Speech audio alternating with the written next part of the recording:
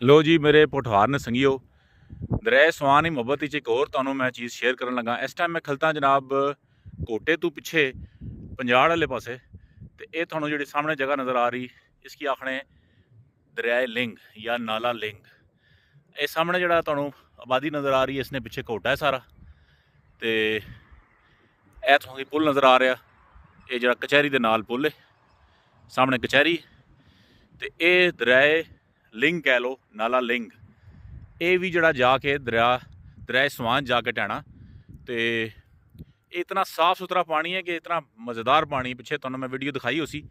तो इस दरिया की भी तुसां सेव करना क्योंकि इस दे अंदर जाके बाद चूँ कोटा वाला अपना जड़ा सारा गंद सड़ना है जो 2-2.5 लाख की आबादी कोटा नहीं है तो इन्हां दरियावां की बचाओ। तो ये जड़ा दरिया है इस तरह का दरिया किसी ज़माने स्वान साफ होना सी जड़ा कि तुहानूं नज़र आ रहा है सामने।